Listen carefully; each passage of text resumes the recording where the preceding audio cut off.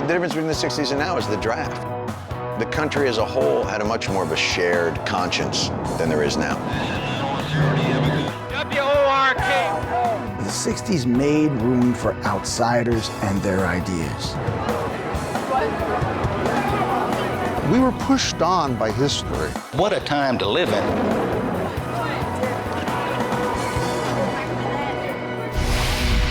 It was very exciting, and the drug culture was just neat. There was a rumor that they were going to put LSD in the water. I think 1968 was probably the worst year in this nation's history. And I will not accept the nomination of my party for another term as your president. Now it's on to Chicago, and let's win there. I reached up and got my hand on the gun. Now there is the violence of affluent whites. Everything we knew had come apart. They were an incredibly spoiled, self-indulgent generation.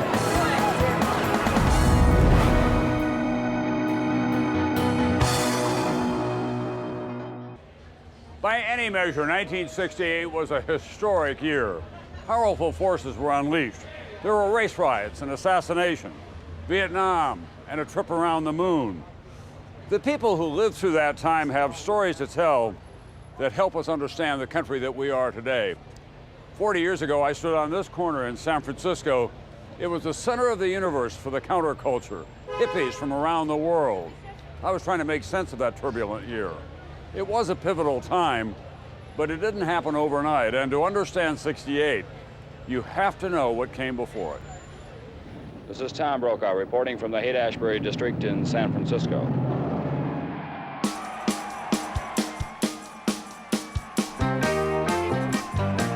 The torch has been passed to a new generation of Americans.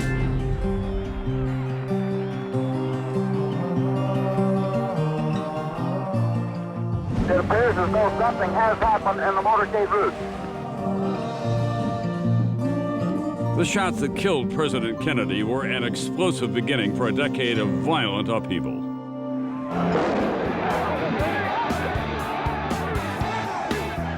Old rules were being discarded.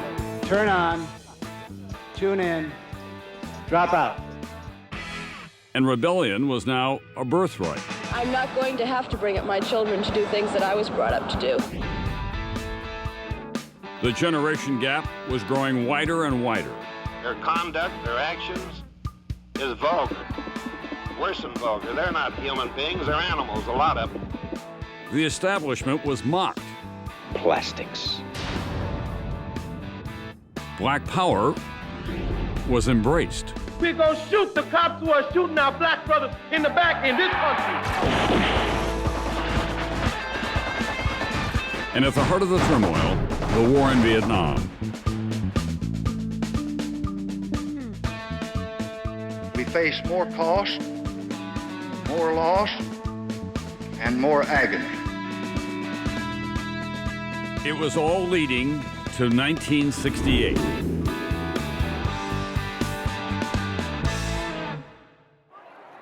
In 1968 was the culmination of a sexual, civil rights, anti-war revolution in America. It was a lot of fun. That scene was for young people. It was what we wanted to do, dancing, drinking. Thank God there was no cocaine around. I can't think of a year in American history that was more divisive.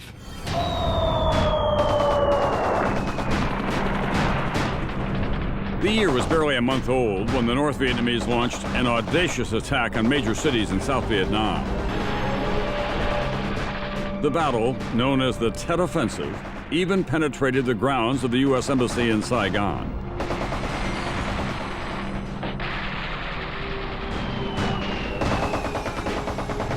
Now CIA men and MPs have gone into the embassy and are trying to get the snipers out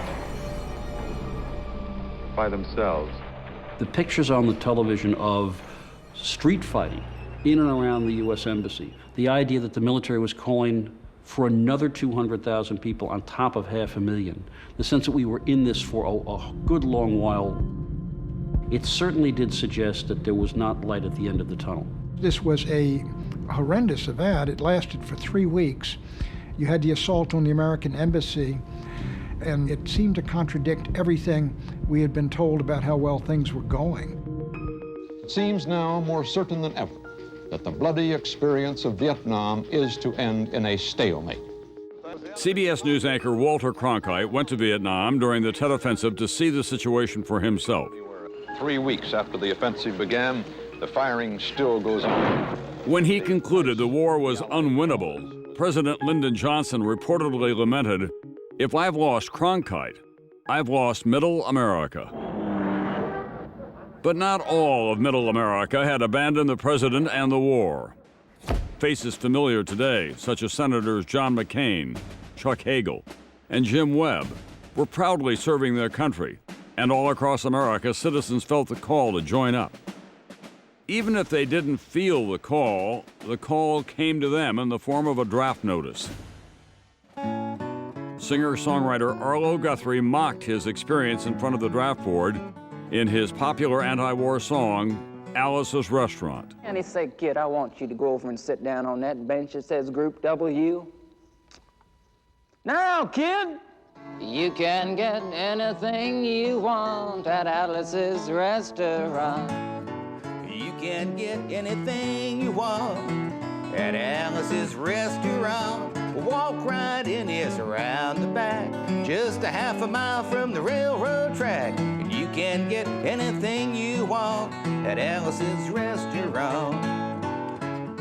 Well, it goes on for about another 18 minutes or so, talking about all kinds of things. What did you think about Vietnam? The rationale was that if we don't stop them over in Vietnam, those commies are going to be in New Jersey in just a couple of weeks. And I thought, if they can find their way around New Jersey, more power to them, because I couldn't find my way through the freaking state. In 1968, another young musician, an 18-year-old from New Jersey, as a matter of fact, had also recently registered for the draft. Were you ever conflicted about Vietnam in terms of whether you would go or not? No, because I came of age after the Tet Offensive. And I had had friends who'd gone and were killed. So that enormous, thundering tragedy, was something where I didn't have any second thoughts about it. After Springsteen failed his draft physical, he continued to pursue his musical career. And like many people his age, he found himself challenging his conservative small-town upbringing to a point. There were 2 trains running on 1 track. I was a part of the culture and consciousness raising, both political and personal, of the 60s. But I never did any drugs. I was sort of what you might call a faux hippie, And I always had one leg that remained deeply rooted in my little town. I mean, I'm the guy that wrote Born to Run and never really left New Jersey, except for a short period of time. During this time, I was covering the war on the home front from the NBC News Bureau in Los Angeles. American infantrymen cut their way through dense jungles today to crush Viet Cong sanctuaries about 25 miles north of Saigon and within rocket range of Bien Hoa. In 1962, when I graduated from college, the draft was on, but no one was resisting. We all wanted to serve. I tried to get into a Navy officer program, but I was rejected by the Navy and the Army because I had flat feet. Then Vietnam came along. My brother was a Marine there, and I had a very close friend who wanted to join up. Gene Kimmel had a daredevil quality about him. When he graduated from college, he asked me if I knew any Marine recruiters who might be sympathetic to his desire to fly and might overlook his bum knee. It turned out I did. Gene was a natural as a Marine fighter pilot, and he was excited to ship out to Vietnam. In his letters home, he would share his changing impressions of the war. Meanwhile, the anti-war movement was exploding. College campuses across the country erupted in protest. It was common currency among my fellow students that the President of the United States was not telling us the truth about Vietnam. Jeffrey House was an undergraduate at the University of Wisconsin, a hotbed of student protest. Students planted crosses on campus to represent the graduating class of 1968 and worried what would happen once their draft deferments ran out. Every day you would go down to the common room and the talk would be how to fake a medical condition to get out of the draft. And we were told you could roll peanut butter up in balls and put it in your stomach and it would appear like an ulcer. If Jeffrey House was suspicious of the government rationale for the war, Nellie Harness, a 22-year-old Army nurse in Fort Hood, Texas, was a believer. The Tet Offensive broke out, and I actually volunteered to go to Vietnam. I felt that it was my place to do something to support the war effort. Just 2 months later, Nellie was on the front lines in Vietnam, stationed in a surgical hospital, treating both soldiers and civilians. The reality of the war was soon brought home to the idealistic young nurse. Tell me about a soldier named Burns. Richard Burns. When I arrived up in triage, there were a number of people working on this very young soldier. And I walked over to see what else I could do to help. They just pronounced him dead at that point. And I was standing next to him, and one of the things we never did as medical personnel was to read the name tag of the soldier coming in, because you didn't want to personalize that soldier. But I did that. I looked at his name tag and I either stroked his face or stroked his arm, and I looked at him and I thought, his mother doesn't even know her son is dead. And it was like the war just sort of washed down over me. After serving a year in Vietnam, Nellie left the war zone to work at Walter Reed Hospital in Washington, D.C. She was back in the U.S., but Vietnam would continue to haunt her for years to come, as it would haunt so many lives in 1968, including my own. There's one hell of a lot of difference in fighting in the ring and going to war in Vietnam. In 1968, the former heavyweight champion of the world, Muhammad Ali, asked the Supreme Court to void his conviction for draft evasion. A young running back from the University of Southern California named O.J. Simpson won the Heisman Trophy. And the New York Jets, led by a cocky quarterback named Broadway Joe Namath, turned the football establishment on its head by winning the American Football League championship and later becoming the first AFL team to win the Super Bowl. It wasn't just the sports world that was turning upside down. The whole culture was changing, most dramatically of all, the music.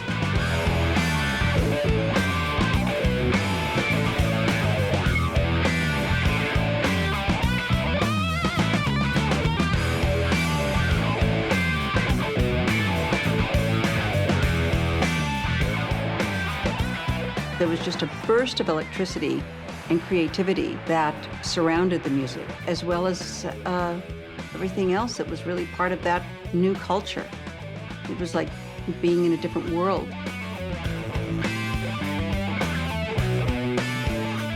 What music do you still hear in your own mind from the 60s? Everything. I can quote you anything. It's in my body. It's in my soul. It will never leave. When you go out and see us, you'll hear the Byrds, you'll hear the Beach Boys, you'll hear the Animals. Those are groups that moved me to live. It's just an amazingly active time and a time of infinite possibilities. James Taylor released his first album in 1968 on the Beatles' new record label, Apple. What came first? All the change, or the music that was so much a part of that change? Here you were, Paul Simon, Neil Young, the Beatles, Bob Dylan certainly, writing the stories of your life. And everybody was responding to them in the most enthusiastic way. You know, I think it was a product of the change, but it also communicated it to a lot of people and made a lot more people feel connected to this new thing, as if our generation was going to choose its own path. But many members of that generation found themselves on a path that led straight to Vietnam. I'd like to say hi to Mom back there at home. I know she's worried about me. I had no mail or resupply. So, to Mama back there in Greenfield, Tennessee, hello, Mom.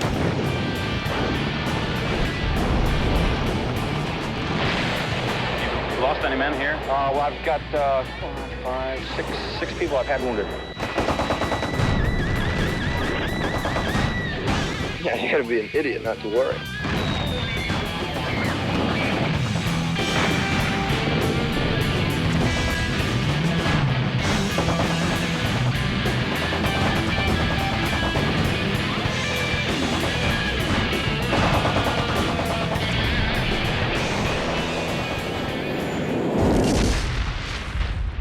(1968) was the bloodiest year in the Vietnam War.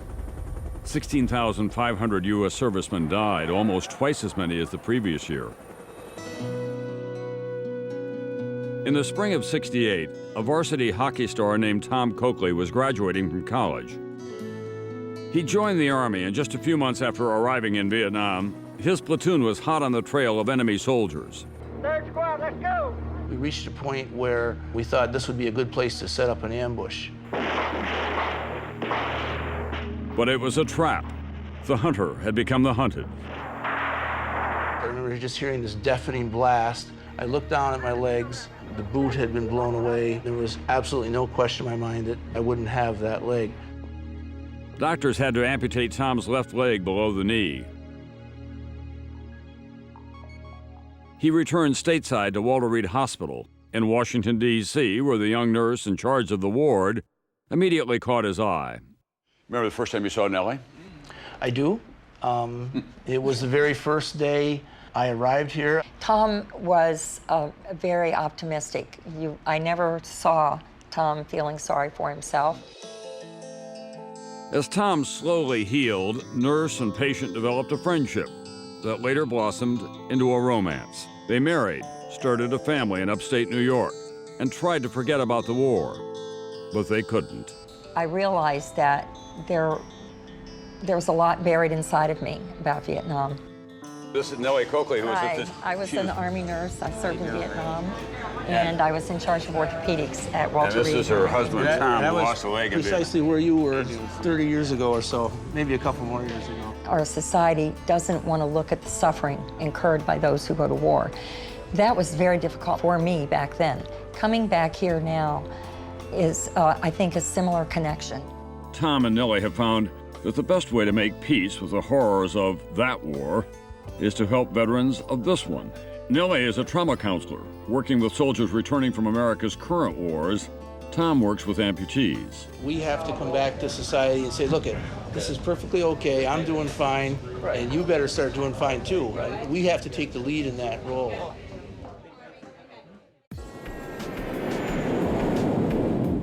During Vietnam, the pain of war was made all too real to me when my friend Gene Kimmel suffered serious burns when the jet fighter refueling next to his plane suddenly burst into flames.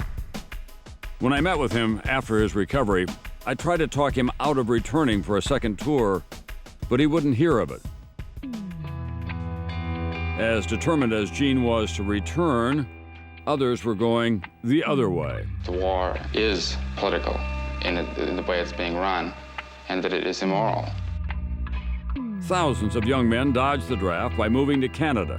There are certain things I won't do that I can't do. Do you feel that you're running out on your country?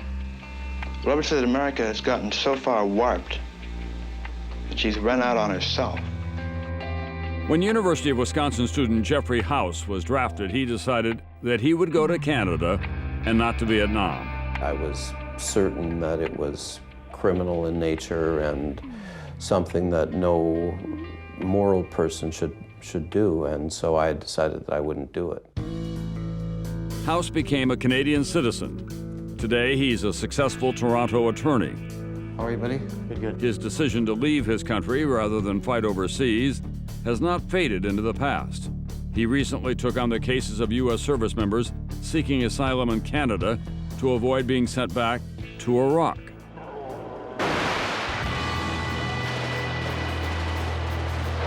One of them is Army Sergeant Phil McDowell. I believed what they were saying about these stockpiles of weapons of mass destruction. I believed their justifications for the war. Then I went to war.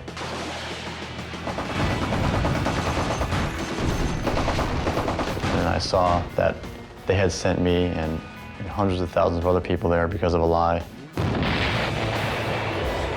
It so reminded me of how we felt. How could it be that they would lie to us and then demand that we give our lives for a lie?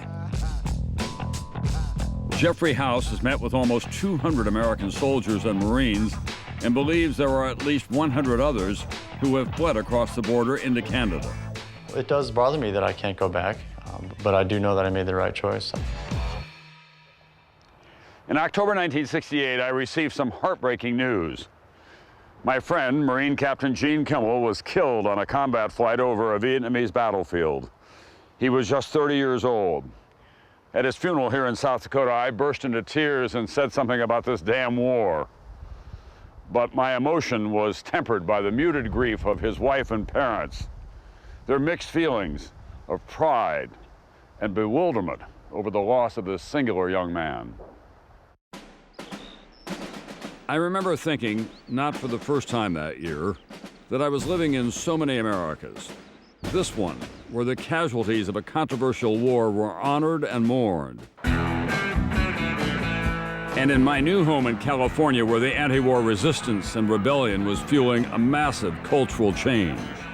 I remember going to love-ins. That was the whole point, was to be at the extreme opposite of terror of war, surrounded by beautiful people with flowers in their hair. It was a whole new game. A lot of people were stepping away from the old models. We're not going to live with any of these assumptions that we've lived with forever, that our folks lived with. We're going to change all that. Some people tried to change the way they were living entirely, moving away from the cities into self-sustaining groups called communes, where they shared food supplies, living space, and even sexual partners. We're starting to work with geodesic shapes. We think that's good, that people have been living inside of squares for too many years. We'd like to get inside of a circle. In 1968, a free thinker named Stuart Brand created a how-to book for communal living called The Whole Earth Catalog. Instantly, it sold millions of copies. I just wanted to do something to help out my friends in communes who were flying out of the cities and out of the universities to these country places to try to reinvent civilization. Brand was also a member of author Ken Kesey's Merry Pranksters, a hippie group that delighted in using drugs and doing pretty much anything that would challenge convention. They made their base in San Francisco. With drugs and communal activities and sex and every other thing you could imagine, we were trying to see if there was an edge and just keep going until you fell off something, and that might be the edge, but it might not. There might be more. Haight and Ashbury. It's an intersection in a working-class neighborhood in San Francisco. But in the 1960s, of course, this was the crossroads of the hippie movement. I came here as a young reporter for NBC News in 1967. The streets were jammed with hippies and wannabe hippies from all over the world. Tie-dyed shirts and love beads, playing bongos, smoking dope openly. I was dressed in a button-down shirt, a narrow tie, and a suit. In this crowd, I was the freak. San Francisco is where LSD was first marketed, where it is most readily and cheaply available. I had a very good relationship with drugs. I used them. I had fun with them. I grew with them. San Francisco is estimated also to smoke a ton of marijuana each week. Comedian Louis Black was a 19-year-old college student in 1968. One of the things about the 60s, if it felt good, I pretty much did it. I've got to say, we gave it a shot. Donnie and Chuck and White Eyes told their parents in Dallas they were coming here to play in a band. They came for acid and pot.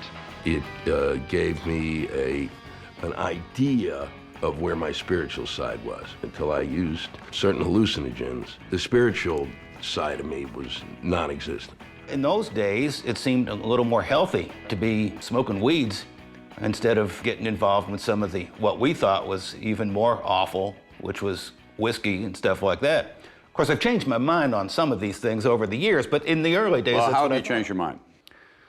Oh, I've grown to like whiskey. At the heart of the Haight-Ashbury scene was a free health clinic run by a young doctor named David Smith. The hippies aren't interested in any philosophy, including communism. They just want to live the way they want to live without structural bindings. Today, Dr. Smith still lives in Haight-Ashbury. They'd come to make love, not war, and they'd get gonorrhea, and they'd take LSD in the park and freak out, and we were the cleaners. We were the ones that took care of things. Hey, baby, come on. You want to wake up? What happened? You went on a bummer? All right. I had to take care of some woman who was on a bummer. Oh, you took care of some woman, and that's why you're crashing now? Now, this is the Grateful Dead house here. We would all like to be able to live an uncluttered life, a simple life, a good life, you know, and like think about moving the whole human race ahead a step. The Haight was home to many popular musicians, including Jefferson Airplane and Janis Joplin, and her band, Big Brother and the Holding Company. She actually came to our clinic, Janis Joplin, and she's a wonderful woman, great musician. Joplin sang at a benefit concert that saved the clinic when it ran out of money. Later, Smith thanked her at a local restaurant. I said, well, how come you're not over there eating dinner with Big Brother? She says, I drink my dinner. In the 60s, it was more drug switching. So what Janis did was she switched from Southern Comfort to heroin.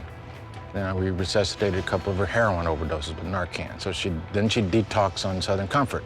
Now, a lot of the musicians and the people around the fringes of that said, yeah, but you know, drugs made them better artists, that it liberated them. I can just list all the talent that was destroyed because of drugs. Janis Joplin, Jimi Hendrix, Jim Morrison. I just don't buy that.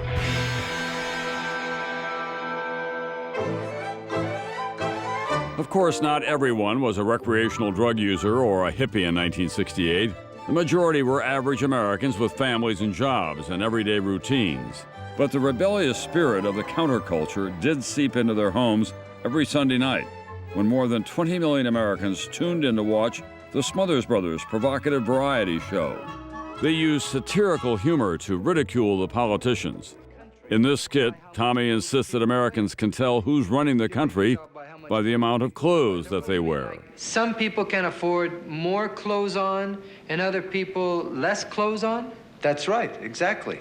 See, some people, the ordinary people, are the less-ons, see? Uh-huh. They're the less-ons. Well, who's running the country? The moron.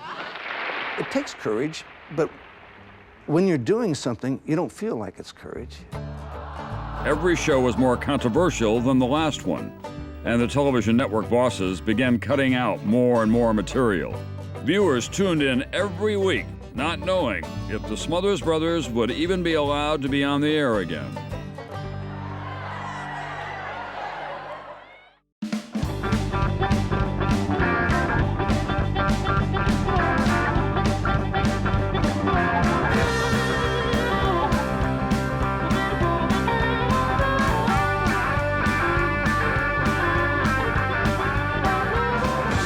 In the early months of 1968, the average salary for baseball players was roughly $20,000 a year. Peggy Fleming won a gold medal at the Winter Olympics.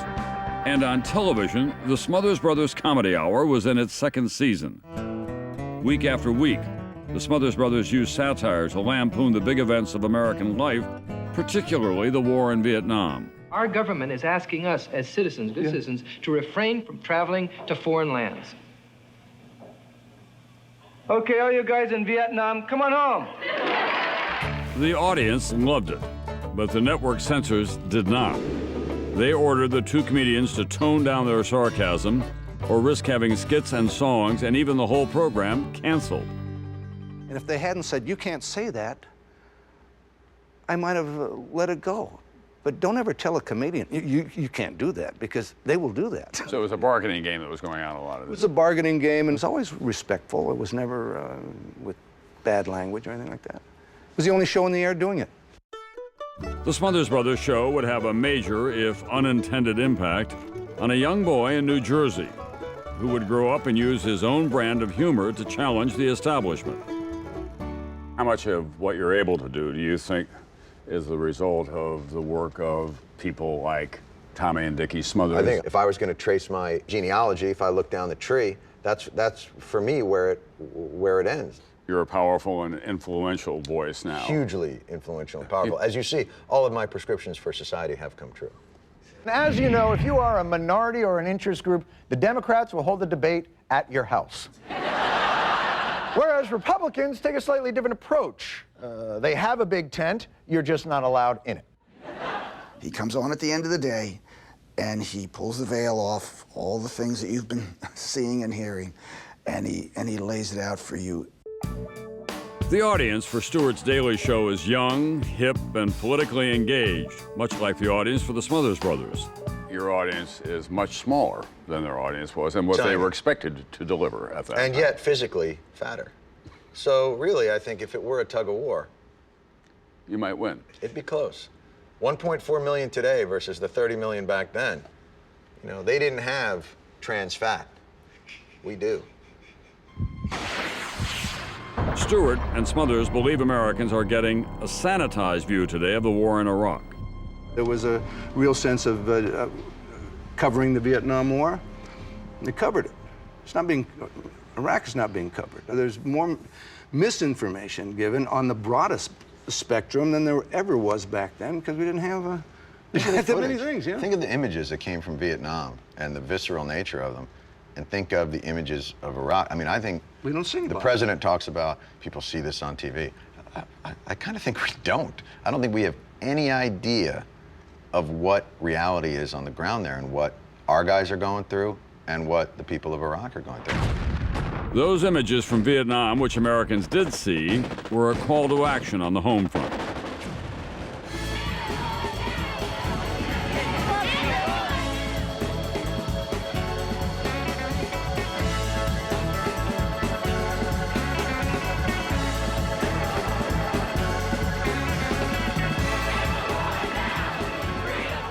The search began for an anti-war candidate to challenge President Johnson. So a nationwide student movement turned to Senator Eugene McCarthy. Sam Brown was one of the student leaders. People were more enthusiastic about him than he was about people. We found the candidate. It turned out to be an articulate, intelligent, thoughtful candidate, but not a table thumper and certainly no great public orator. Brown encouraged his fellow students, some of whom had long hair and hippie clothing, to become clean for Gene. Save the party, join McCarthy, make the scene with Gene. The volunteers were serious about their work. Volunteers for Senator McCarthy. Yeah. And we're reminding everybody to vote in the primary. Although Brown, for one, could see the appeal of the sex, drugs, and rock and roll spirit of the day.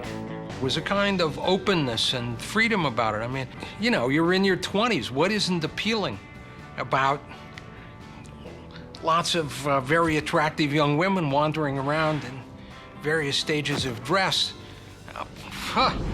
This is a good idea.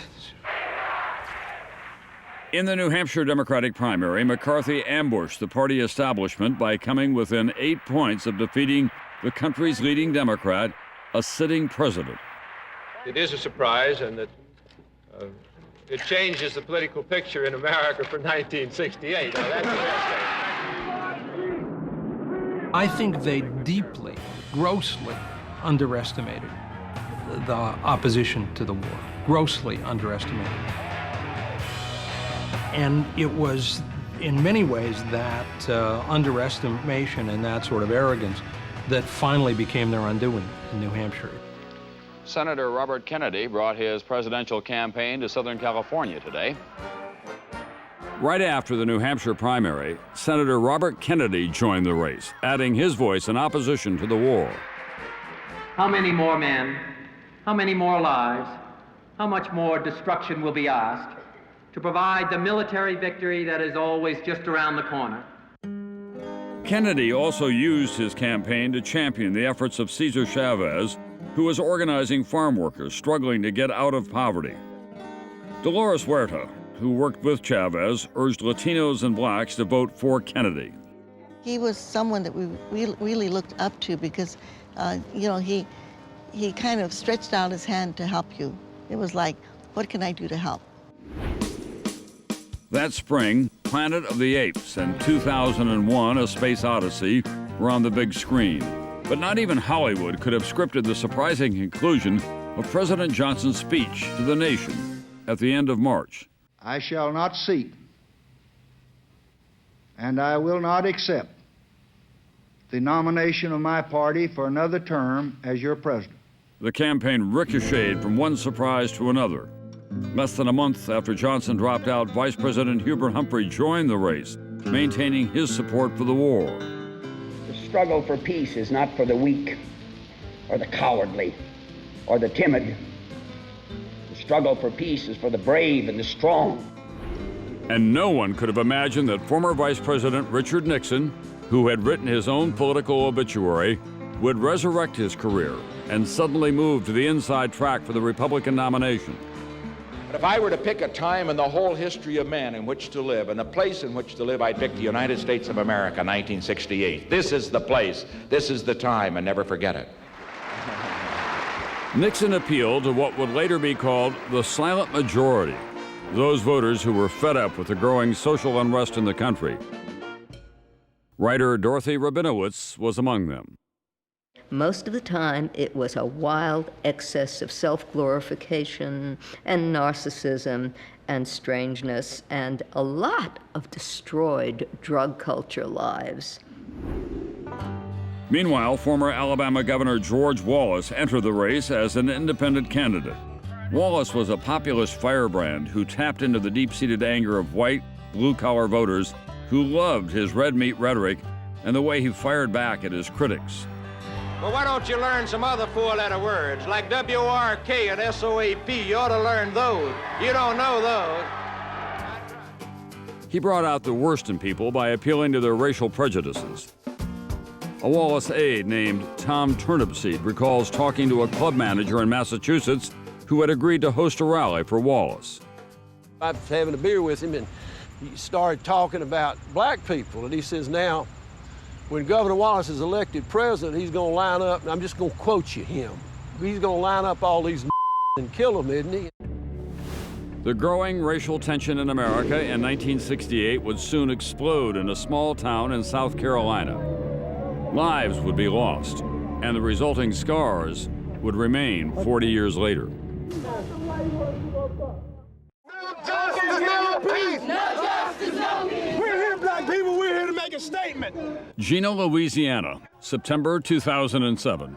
Thousands take to the streets after a fight between black and white high school students exposes the still festering wounds of racial conflict. I'm black and I'm proud!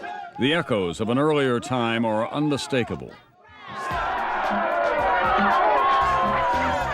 We are tired of being beaten. We are tired of being murdered. We are tired of being shot down.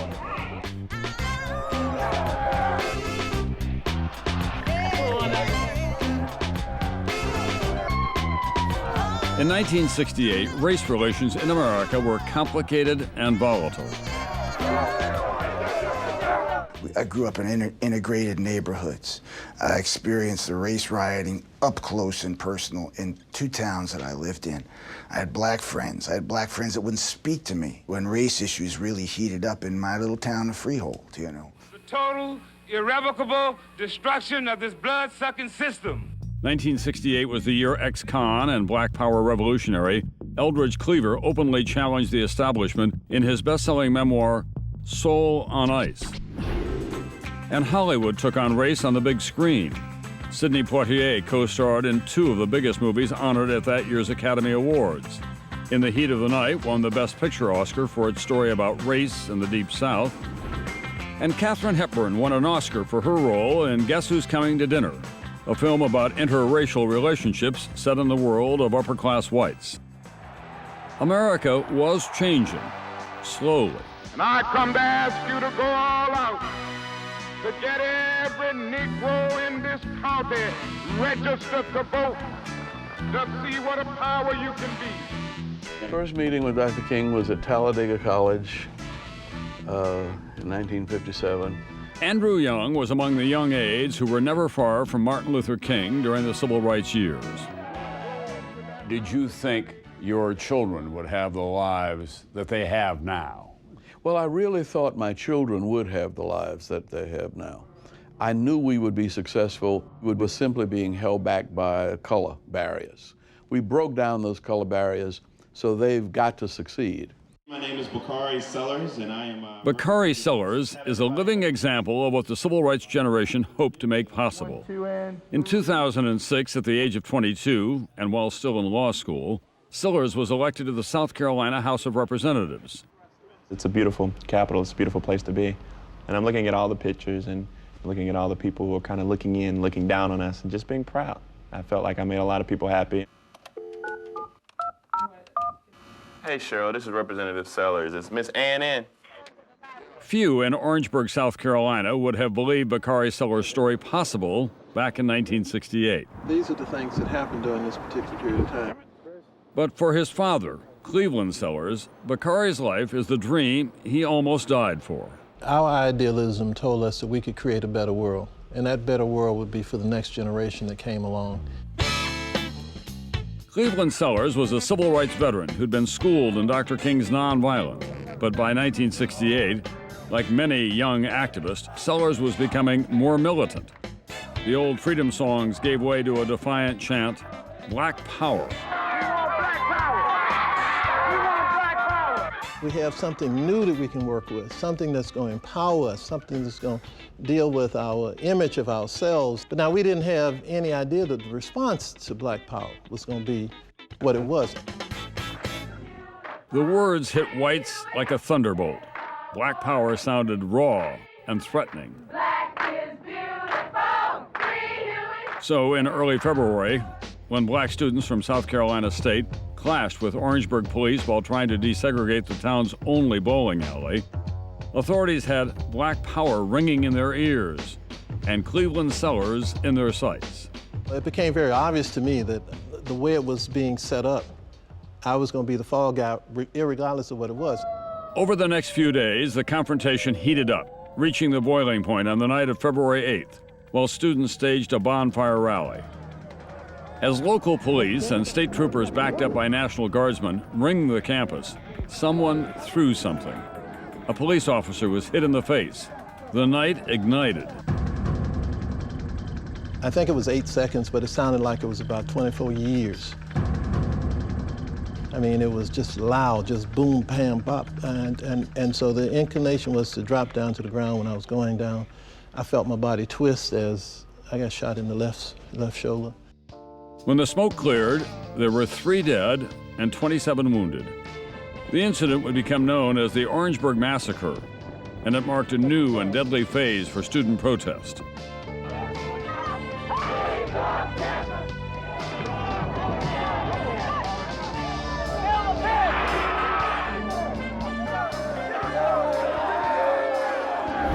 Just as he feared, Cleveland Sellers was arrested. Convicted on flimsy evidence, he was sentenced to 1 year of hard labor. The absurdity of it all was just overwhelming. We talked about the movement, starting out focused around the issue of race. Today, Cleveland Sellers teaches the history he lived and the lessons he learned at the University of South Carolina. For the father, Black Power was an empowering slogan. Amen. For the son, Black Power means constituent services. Still, Bakari Sellers says the passions of 1968 are what drives him today.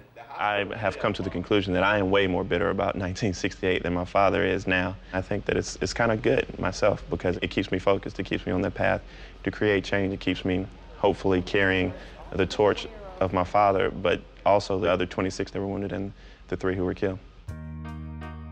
Shortly after the Orangeburg Massacre, Martin Luther King met with his closest advisors on the eve of a trip to Memphis, Tennessee. Bakari Sellers had not been born yet, but King imagined a time when politicians, such as Bakari, could make a difference.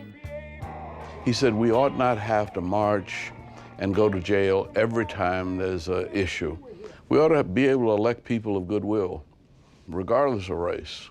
to stand up for justice and do what's right and just live out the Constitution.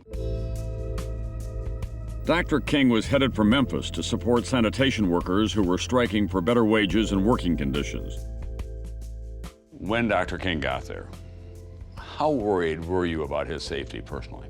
Not at all. Not at all. And that's the mistake. He was not worried about his safety. In April 1968, Martin Luther King arrived in Memphis to speak at a local church. Like anybody, I would like to live a long life. Longevity has its place. But I'm not concerned about that now.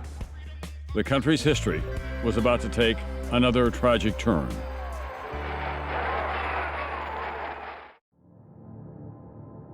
It was just before 6 o'clock on April 4th, 1968, when Dr. Martin Luther King stepped outside his second-floor room at the Lorraine Motel in Memphis to chat with friends in the parking lot below.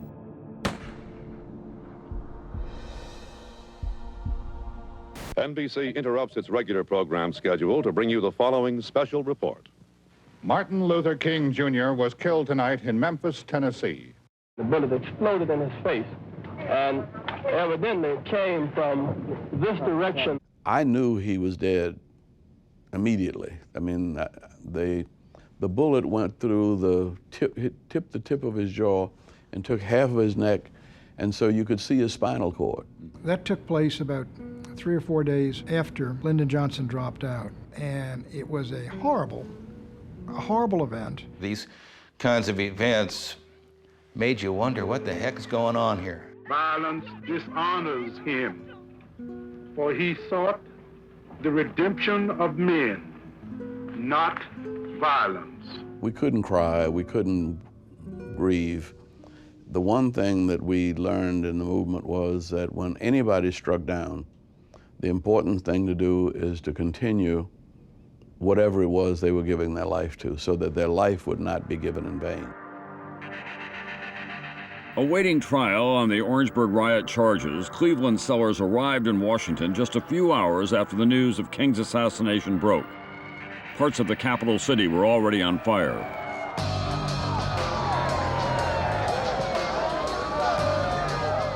It was deep-seated anger. You had troops coming in and around the White House. Here we have Dr. King, who is talking about peaceful change, and he's assassinated. And that was just anger. Riots went on for days and days. The eruption of violence and arson that followed Dr. King's assassination would engulf black neighborhoods in more than 100 cities, but not Indianapolis. Do they know about Martin Luther King?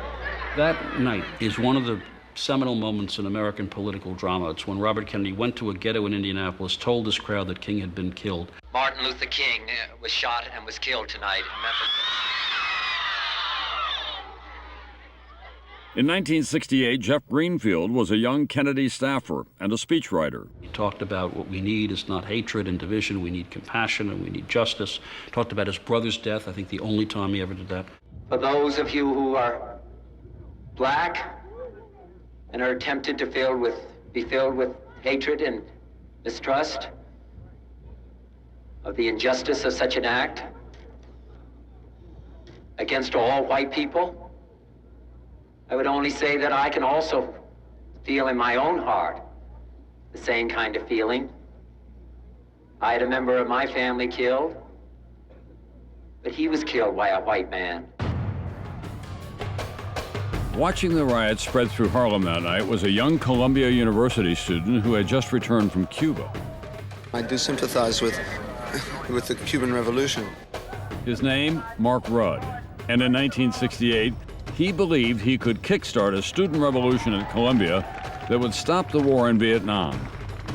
Now this is clearly a political activity, a political action on the part of the... That spring, Mark Rudd became the face of campus radicalism in America. Is this an out-of-body experience for you to stand here and look over what is now a very placid campus with a student body that is focused mostly on going out and making a killing on Wall Street? I think I've probably had 40 years to adjust to the concept. It's not exactly an out-of-body experience. It actually is a strange experience because the last time I was on this very spot, the campus was entirely on strike, closed down. And I was standing up here and the Grateful Dead was playing a benefit down below. The student strikes that Mark Rudd led began as youthful rebellion against a university plan to expand its campus into a black neighborhood. Say no gym in Columbia, no gym in Morningside Park. But when students learned university researchers were working with defense contractors in support of the war, their movement mushroomed. Our goal was growing the peace movement, basically. We called it radicalization.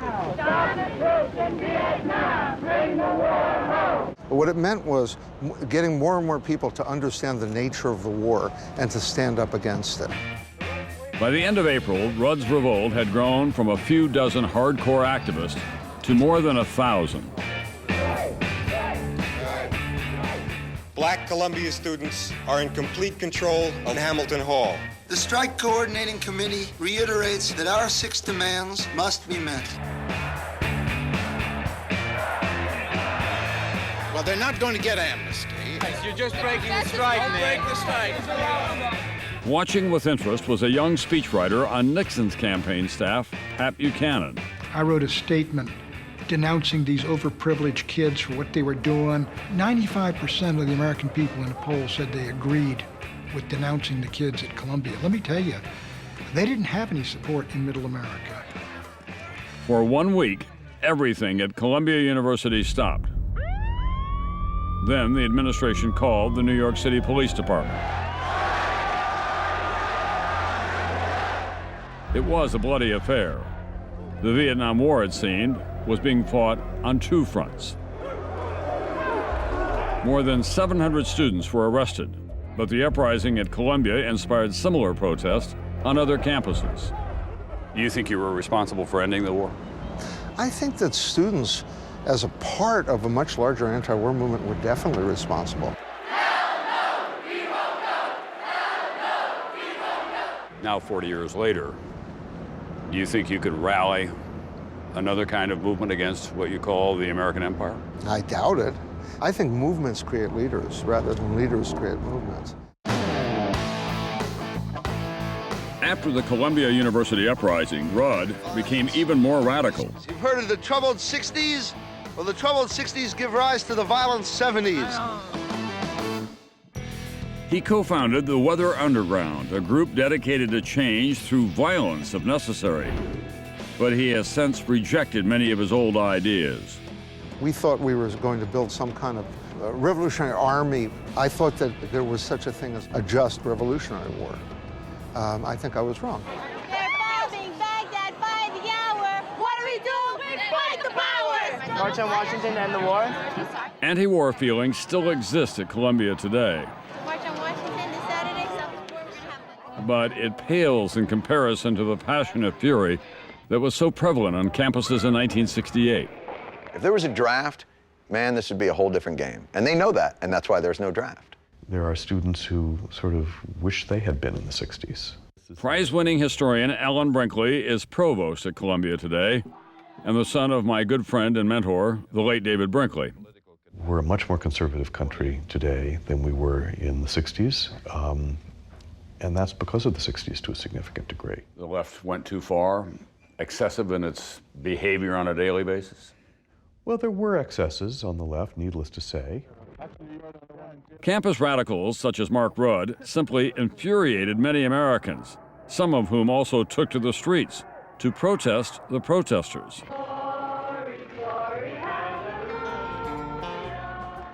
Although the term values voters was not yet part of our vocabulary in 1968, the culture wars that divide and define America today were already well underway.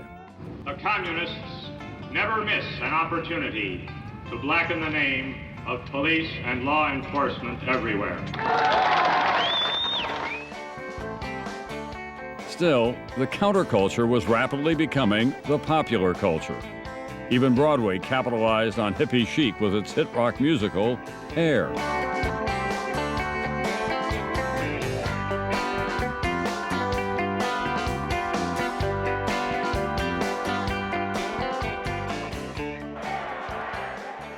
In the late spring of 1968, I was covering the big political showdown between Senators McCarthy and Kennedy in the important California primary.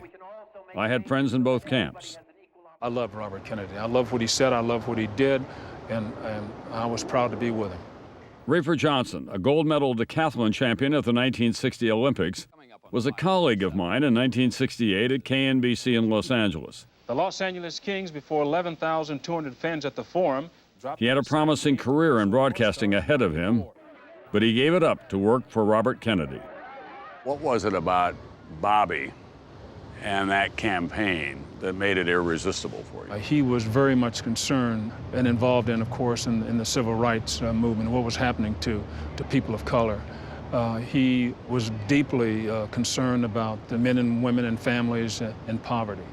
And of course, the Vietnam War was big.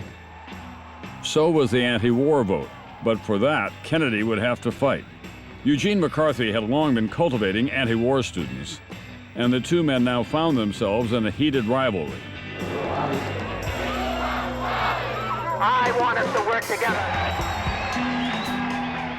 Gene McCarthy used to boast, I have the A students, Bobby has the B students, which tells you something about Gene McCarthy's elitism. After winning primaries in Indiana and Nebraska, Kennedy lost to McCarthy in Oregon. The next test was just a week away. On the first Tuesday in June, Kennedy and McCarthy would go head-to-head for the biggest prize of all, California. The voters would speak, but in the end, fate would have the final say.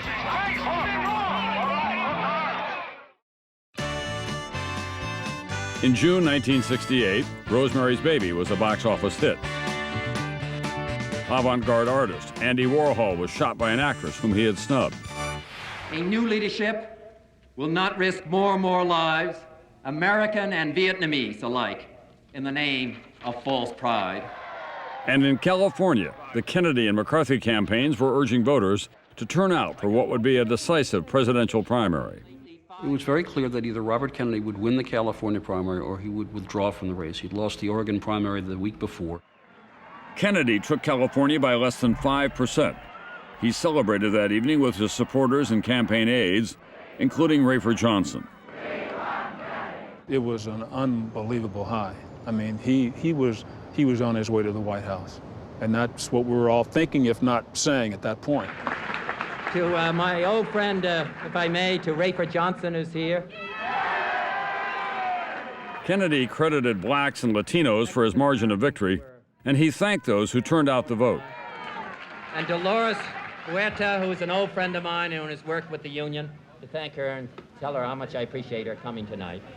So much of the dreams, you know, the things that people were working for in the 60s were going to happen if Robert Kennedy was the President of the United States. I want to first express my high regard to Don Drysdale. I remember scribbling a note to give to Kennedy that Don Drysdale of the Dodgers had just broken some significant record, and he should definitely mention that at the, in the victory speech. Who pitched his sixth straight shutout tonight. And I hope that we have as good fortune in our campaign. My thanks to all of you, and now it's on to Chicago, and let's win there. Thank you guys. And as we were walking away, of course, we know that they took him into the kitchen. He was not supposed to go into the kitchen. We had a room with mariachis that was waiting for him with the farm workers that had done the precinct walking, and he was supposed to go with me to that room. So you step in to the kitchen passageway, just thinking you're on your way to a car. That's exactly it. I was 10, 15 feet behind the senator. And when I heard what I thought was balloon pops. I thought they were firecrackers, but then we heard people screaming. I reached up and got my hand on the gun. Rafer Johnson has a hold of a man who apparently has fired the shot. Get the gun. Get the gun. Take a hold of his thumb and break it if you have to. Get his thumb. The senator fell away. Senator Kennedy has been shot. Everybody out. This is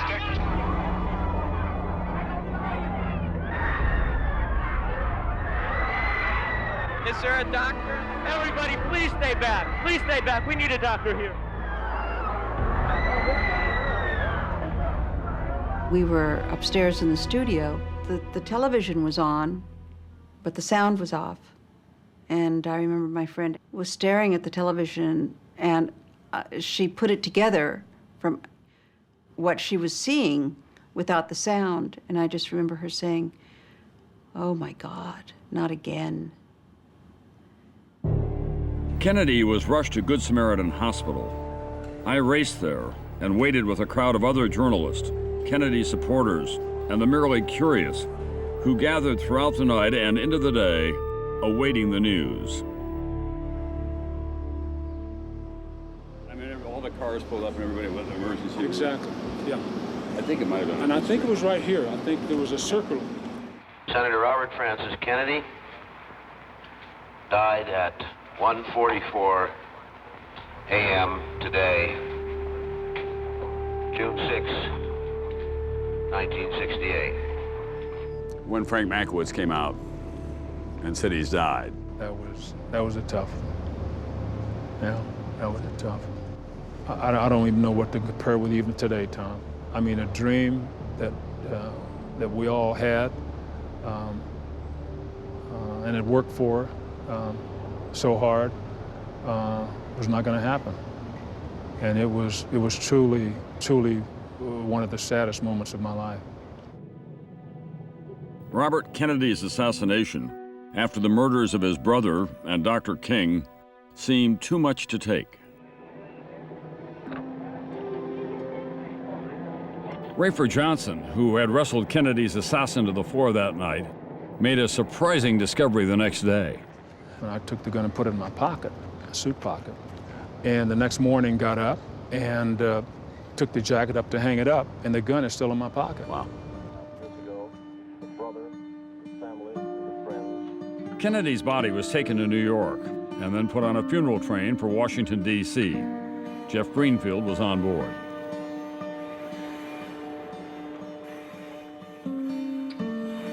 But every time you looked out the window and saw Cub Scouts with an American flag saluting, or World War II vets, or maybe older, with their caps saluting goodbye, or people in tears along the train, I can only speak for myself, that's when I lost it.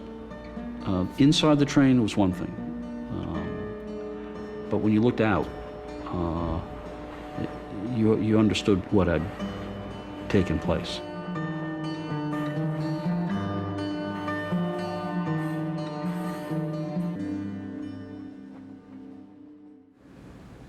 As he said many times in many parts of this nation, to those he touched and who sought to touch him.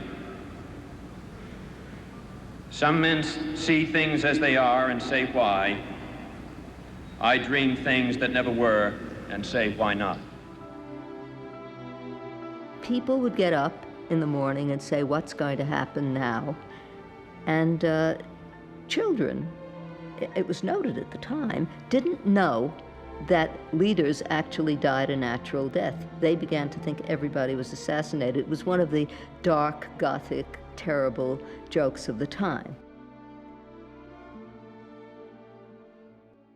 After the assassination, Senator McCarthy suspended his campaign, and when he resumed, it was only half-heartedly. It was weird. I remember at the time that Paul Simon song, the "Where have you gone, Joe DiMaggio? The nation turns its lonely." Well, where have you gone, Gene McCarthy? You know, just disappear.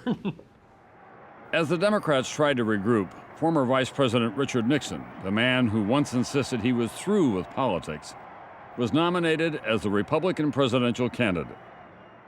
The choice we make in 1968 will determine not only the future of America, but the future of peace and freedom in the world for the last third of the 20th century. Now it was time for the Democrats to gather for their convention in Chicago. But they would be joined by a few thousand uninvited guests. Radical Abby Hoffman among them. Political pigs, your days are numbered. We are the second American Revolution. We are winning. Yippee! It was late August, and the Windy City braced for a political hurricane.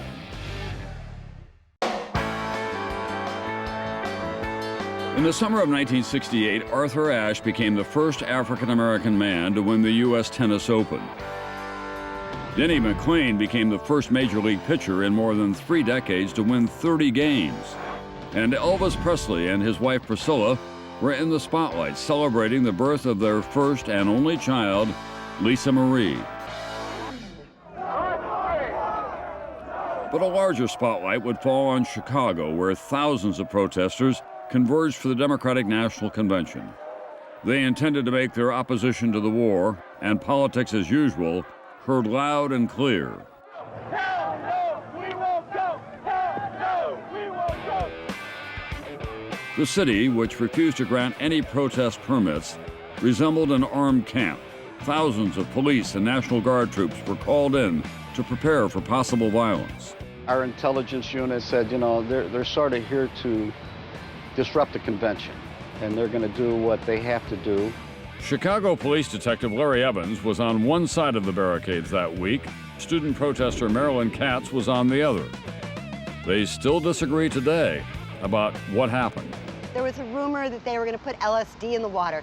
And honest to God, police believe them. You know, they were burning Park District benches for fuel. Total urban myth. Yes. Total No, urban I was there. myth. No, I was there, too. Ben. It wasn't long before protesters and police squared off. When a Viet Cong flag was planted atop a statue in Grant Park, the scene exploded. You're a Korean War veteran, you come from a working class background. A lot of these are college kids from different backgrounds. How much did that work on you? You have a sense of patriotism, country. When you see a Viet Cong flag, it irritates the hell out of you.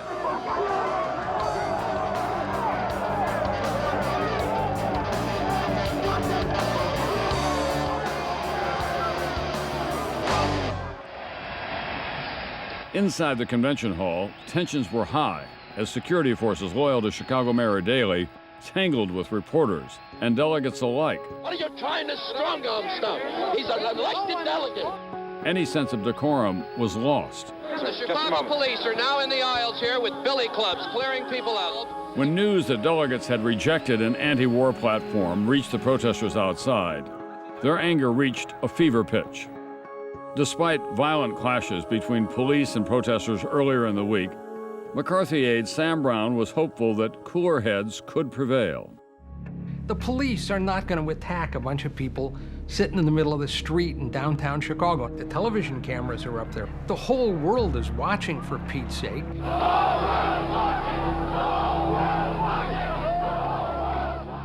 From the east side to the west side of the park, where the demonstrators were, this phalanx of tear gas-laden vehicles goes marching to the park. The so-called daily dosers, these Jeeps with barbed wire mesh on the front of them to push people back. Spewing tear gas ahead of it, blinding these kids who panic.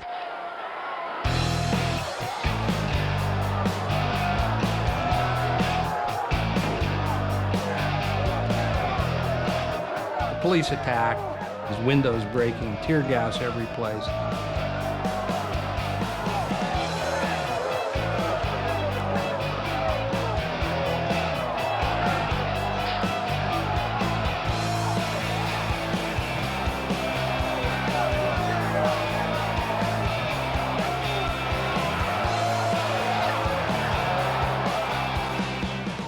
They hit me, I went down, trying to fend off some of the blows.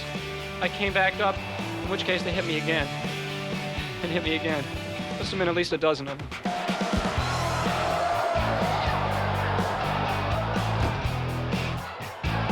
The 18 minutes of violence was recorded by television cameras, and the unedited footage was broadcast around the world. A girl being carried off to a paddy wagon in something less than a non-violent manner. A government commission would later call the confrontation a police riot. This is directly in front of what advertises itself as the world's largest and friendliest hotel. Marilyn Katz and Larry Evans disagree today about what happened. She admits creating balls of nails and staples to puncture the tires on police vehicles. He insists the police response to the protests was appropriate. After this was all over that night, I went home, I had a bite to eat, and I went to bed. It was another day of police work. Pretty violent scene over here in front of the Hilton, though. 18 minutes of mayhem, really. Yeah, on both sides. It wasn't a one-way street. On both sides, let's see. You've got billy clubs, tear gas, guns. We didn't have anything. Nothing, right? Maybe somebody picked up whatever was on the floor. There were nobody. People, had, my sergeant, John was hit in the face. He still has a scar. Yeah. Now somebody did that. It was supposed to be a nonviolent demonstration today. Pat Buchanan was in Chicago to monitor the proceedings for the Nixon campaign. He spoke frequently with Nixon himself throughout the week, describing the spreading confrontation, the growing anger towards Chicago Mayor Daley. I remember him calling me up. He was late one night. What's going on now? I said, you want to know what's going on, sir? And I held the phone out the window, and they were yelling, F you, Daley, F you, Daley. And I said, that's what's going on. The night after the violent confrontation in front of the Conrad Hilton Hotel, Michigan Avenue was cordoned off by military vehicles with concertina wire and young National Guardsmen with their weapons at the ready. The Guardsmen were the same age as the anti-war demonstrators, and as I walked between them and the protesters, I thought, this is the dividing line of America. The divisions outside the convention hall were reflected by the chaos inside. Criticism of Daley and his police force rained down from the podium. We wouldn't have to have Gestapo tactics in the streets of Chicago. Mayor Daley, visibly furious, responded with what some thought were obscenities. Against that backdrop of hostility, Vice President Humphrey secured the nomination and pleaded for unity. I say to America, put aside recrimination and dissension. Turn away from violence and hatred. But the damage had been done. The Democratic Party self-destructed on national television, and Hubert Humphrey left the convention a hobbled candidate. 1968 was a watershed where the Democratic Party that had formed under Roosevelt and sustained itself under Truman and Kennedy just became unstuck for good. That coalition, that particular coalition, was gone, and we're not going to see that one back.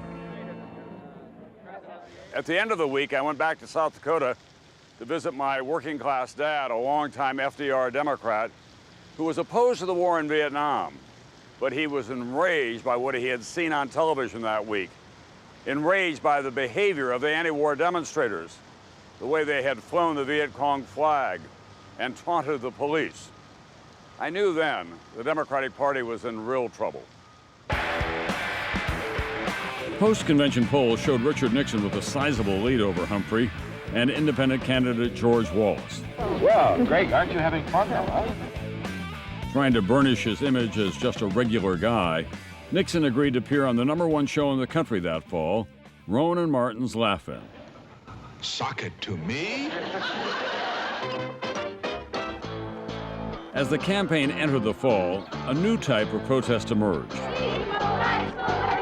This time, it was women demanding their equal rights. We were tired of making coffee and not policy. And out of that, the first cells of this wave of feminism began.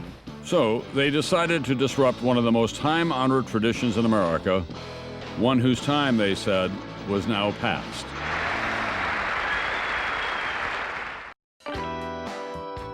By the fall of 1968, there were other stories to cover besides the war in Vietnam and the presidential campaign. John Lennon and Yoko Ono posed naked on the cover of their new album, Two Virgins. And during the Mexico City Olympics, 2 American medal winners, Tommy Smith and John Carlos, shocked the nation when they gave Black Power salutes during the national anthem. I applaud those men, and I still see them periodically, and I'll stand up and applaud what they did then and the kinds of things they've done in between, because they are definitely great Americans. Many Americans didn't think so. They also didn't know what to make of young women such as Robin Morgan, who were brash, radical, and preparing an assault on a bastion of American values. The Miss America pageant in Atlantic City. We weren't calling ourselves feminists yet. We were afraid of the F word, as many women are today. We called ourselves women's liberationists. Come on, boys, get out of the way there, will you? Using tactics learned from anti-war activists, Morgan organized and led the kind of theatrical protest in Atlantic City that was a hallmark of the times. We decided that we would rent a sheep, a ewe, E-W-E, and parade her as Miss America because Miss America, the contestants were treated like pieces of meat. No more girdles, no more pain, no more trying to hold them flat in vain. There was a freedom trash can for women to throw off symbols of oppression, such as high-heeled shoes, girdles, steno pads, and of course, their bras. The country was now on notice. A new generation of American women had come of age. It would not be satisfied until it had full equality with men.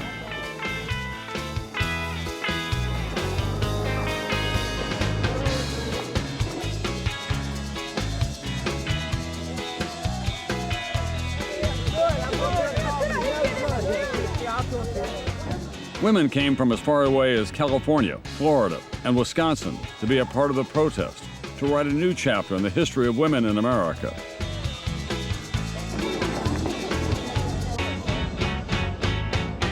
There were more middle-of-the-road groups, but the humor and the kind of wit and feistiness of the demonstration, I think, is what caught fire. What I thought of it personally was that its leaders did it no good. The extremist leaders who went around, of course they didn't really burn their bras, but they did what radicals do. They made fools of what should have been a sober and serious enterprise.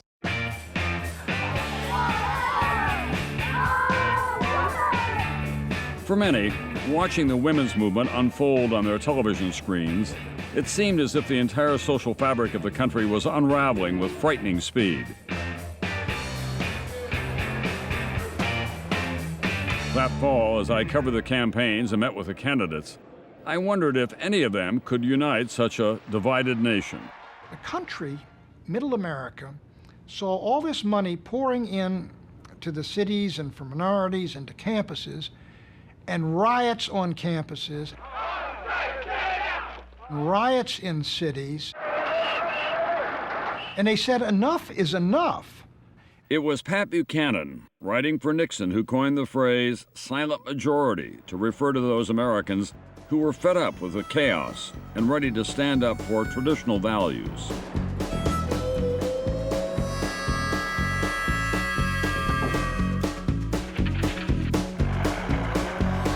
The so-called silent majority would be the key to Nixon's chances for victory.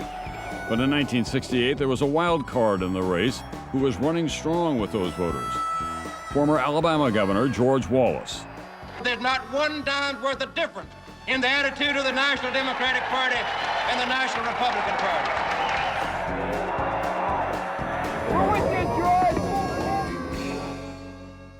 Tom Turnipseed was a young lawyer in South Carolina when he was recruited to be one of Wallace's top aides. And the Democrat and Republican parties are just like Tweedledee and Tweedledum on these points. Turnipseed says his grandfather had been a member of the Ku Klux Klan, so he was comfortable with Wallace's segregationist past. He also agreed with Wallace's stand on issues that appealed to blue-collar whites. Wallace did, I think, have a sincere affinity for working-class people. But the fact that he played the race card and split the working-class folks, black and white, played into the hands of folks that exploit working-class people. And so Wallace was a clear threat to take states from us and votes from us, and also some votes from Humphrey. In October, the Humphrey campaign, which had been struggling, suddenly caught fire thanks to a speech Humphrey gave in Salt Lake City. He broke with President Johnson's war policy and called for a halt in the bombing of North Vietnam.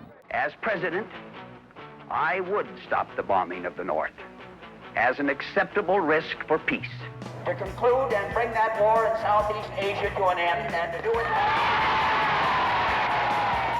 You could see Humphrey was moving up. The enthusiasm was there, the energy was there, the demonstrators had stopped calling him names and started cheering him. He was moving up.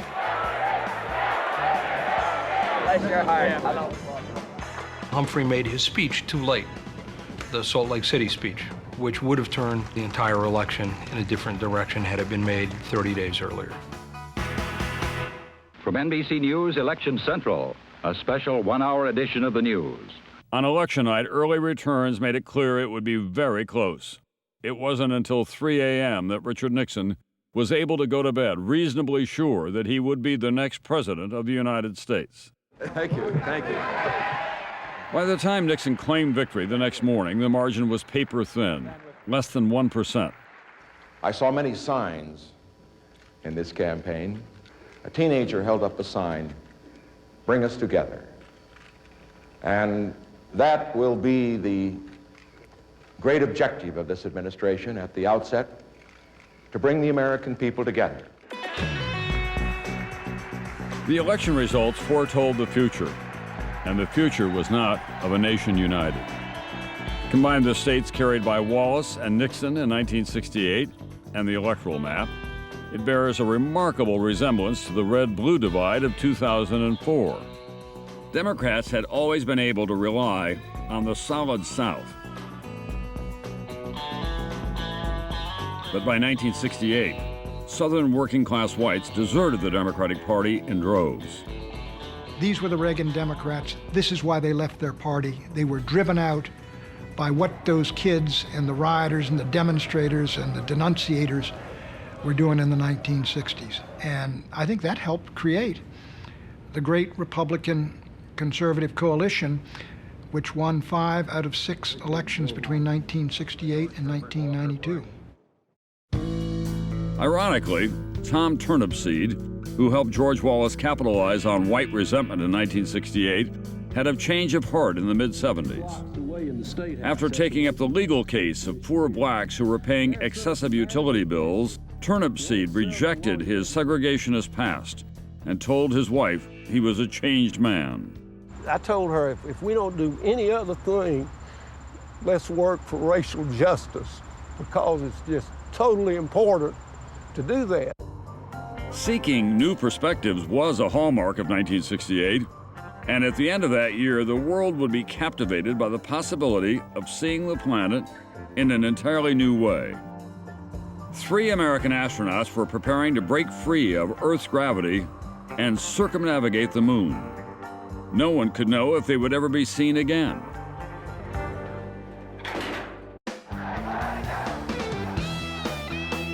The social and political upheavals of 1968 were not confined to the United States.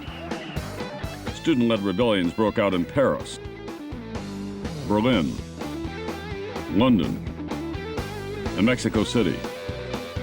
Just before the riots at the Democratic Convention in Chicago, Russian tanks rolled into Prague and crushed Czechoslovakia's brief flirtation with democracy.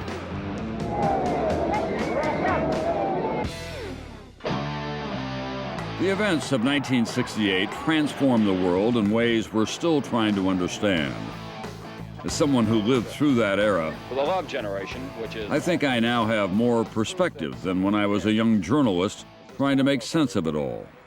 So here I am back on a corner of the Haight in San Francisco, this time without my tie, but I'm also a grandfather now. In fact, so many of the kids who came here and who were protesting on the campuses, they're grandparents as well, and many of them are members of the establishment. So much of who we are now was set in motion in 1968, and the consequences are complex and uneven. Maybe it is time to have an honest evaluation of what's worth saving and what should be left behind. There was a dark side and there was a positive side. The people that have romanticized that period, they want to deny the dark side. And how can we learn from history if we don't have an accurate reflection of history? Watching the progress of the women's movement from '68 is an amazement. I sit here today and we have a woman Speaker of the House. We have a woman running for president, women heads of state in many countries around the world. So some of these things have become so absorbed into the normalcy of the culture that we don't celebrate them anymore. Let's cut to the chase. They were, relatively speaking, an incredibly spoiled, self-indulgent generation, which had been told by many parents, the Dr. Spock generation, that whatever they thought was right. One of the most lasting things, I think, was that you could be someone, an individual. The 60s made room for outsiders and their ideas. The doors were definitely opened, and it took a lot of struggle. It took riots on school campuses, it took marches and all of these struggles, but many of the accomplishments we have now are a result of the 60s. The 1960s were the first years of the Cultural Revolution and the culture war in America, which has divided this country and continues to divide it, and which I think we will never overcome, because our disagreements are so deep and profound. I miss the optimism. It was very optimistic in the 60s. I think that we're in a bump in the road a lot like 1968. I think we have the war in Iraq that we can't figure out how to bring our soldiers home. It was never going to be a majority of people who would see the world's possibilities of just getting together and living together in this sort of idyllic peace. Nevertheless, I thought that enough would buy into it so that we could actually begin to relax as human beings and get along. And of course, I was disappointed as time went by, but I'm still hopeful. For all the disagreements about the legacy of '68 and the conflict that played out during that year, there was one event, often overlooked, that drew us together and says so much about who we were and who we could be. At this hour here at Cape Kennedy, they still plan to go ahead with it, to send 3 men to the moon and back.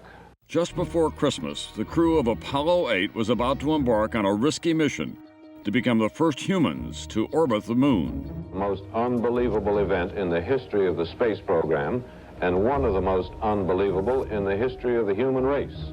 The morning of the launch, I said to myself, these people are really serious.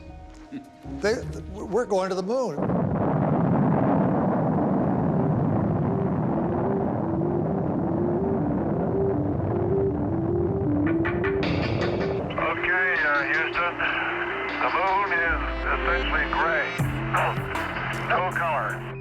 On the third day of the mission, astronaut Jim Lovell and his crewmates rounded the far side of the moon. It was Christmas Eve. You remember the first time you saw the Earth from the moon? Well, it was quite vivid. As we kept on going around, suddenly on the lunar horizon, coming out of the horizon, was the Earth. Really a magnificent sight.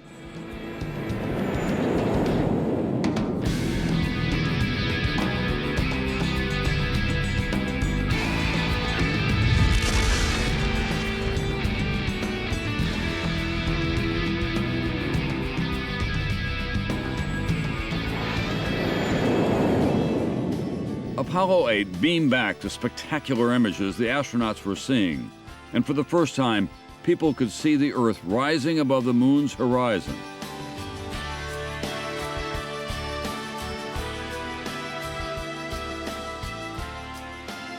The astronauts expressed their awe in words that resonated with millions. They read from the book of Genesis. And God called the dry land earth, and the gathering together of the waters called he seas. And God saw that it was good. I had put my thumb up and hid the earth behind my thumb. The realization that everything that I'd ever known, everything that of my whole life is behind my thumb. Earth, as you see it from the moon, you realize how fragile it is, how the limited resources we have are, and we all have to live and work together. They landed safely in the right place at the right time. And the human race, without many victories lately, had one today. And it'll be remembered as long as the human race lasts. At the end of that tumultuous year, it was possible, if only for a moment, to forget about the strife that had so shaken the country. This one event helped restore the hope that although the world seemed to be coming apart, in fact, it was still together. For 7 days, the earth and all who inhabit it knew a measure of unity through these brave men. The one thing I remember is that most of the people that congratulated us on the flight said that you made 1968. You made 1968. I stepped out of the house and looked up at the moon. A sense of pride, a feeling of satisfaction and achievement came over me.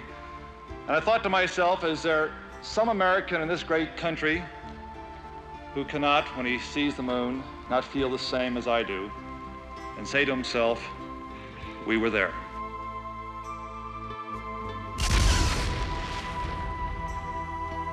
And from the crew of Apollo 8, we close with good night, good luck, a Merry Christmas, and God bless all of you on the good earth.